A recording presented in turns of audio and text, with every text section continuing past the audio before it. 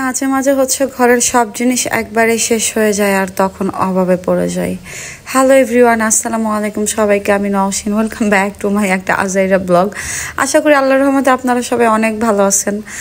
Brush করতে গিয়ে দেখি হচ্ছে আমার পেস্ট একদমই নাই। ক্লোজ আপ কাছে আসার গল্প, এই পেস্টটা আমি অনেক আগে থেকে ইউজ করি। তো যাই হোক, এটা ফান ছিল কারণ এই অ্যাডগুলো যখন দেখতাম টিভিতে খুব হাসি। পেস্ট দিয়ে ব্রাশ করার পরে হচ্ছে চলে গেলাম স্কিন কেয়ারে। আর আমার স্কিন কেয়ারের কোনো রুটিন নাই, আর স্কিনের টোটালি কোনো যত্ন নেই না।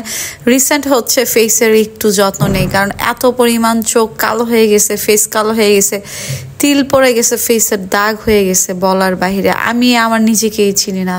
আমি ক্লিন কেয়ারের মর্নিং মিনি ফেস ওয়াশটা দিয়ে মুখ ক্লিন করতেছিলাম। এই ফেস ওয়াশটার ঘ্রাণটা এত সুন্দর, ফেসে ইউজ করার পরে খুব ভালো লাগতেছিল। ওইটা খুব মিনি ছিল। আসলে আমি অনেক রকমের ফেস ওয়াশ নিয়ে আসি, আর এই যে আমার ফাইনালি হচ্ছে ফেসের ক্লিন করার পরে, ফেস অনেক ঘষা মাজা করার পরে একটু ফর্সা লাগতেছে। আমি আগে ফর্সা ছিলাম, এখন কালো হয়ে গেছি। স্কিনের যত্ন না নিতে নিতে এই অবস্থা। আর এই দেখেন আমি কত রকমের ফেস ওয়াশ ইউজ করি। একটা মজার ব্যাপার কি জানেন, এই যে এখানে বাচ্চাদের একটা শ্যাম্পু আছে, এই শ্যাম্পুটা আমি মাথায় ইউজ করি।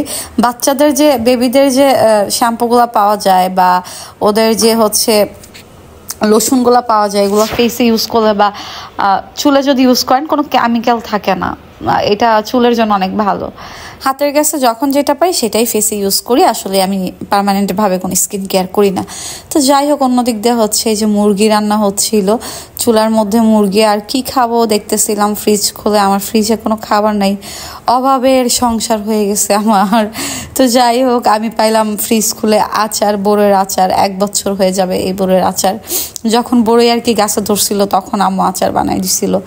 আচার নিয়ে একটু খাচ্ছিলাম, কিন্তু আচার খেতে গিয়ে দেখলাম যে খালি পেটে আসলে আচার খাওয়া ঠিক না।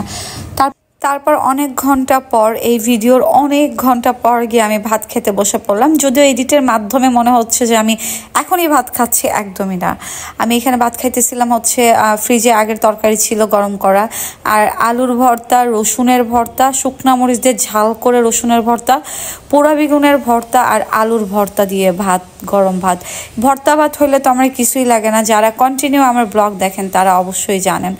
খাওয়া দাওয়া শেষ করে মনে হচ্ছিল একটা বিরক্তিকর সময়, কি করব না করব কিছুই বুঝে উঠতেছিলাম না।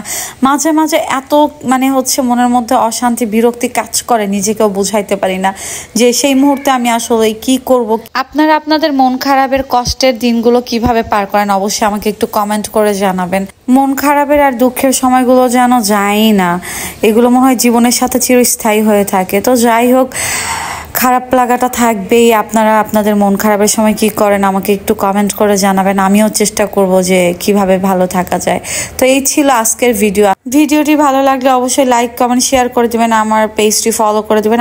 আমার ইউটিউব চ্যানেলের নাম হচ্ছে নূপুর অফিসিয়াল। যারা যারা সাবস্ক্রাইব করেনি অবশ্যই ইউটিউবে গিয়ে সাবস্ক্রাইব করে দিবেন। সবাই ভালো থাকবেন। আল্লাহ হাফেজ সবাইকে।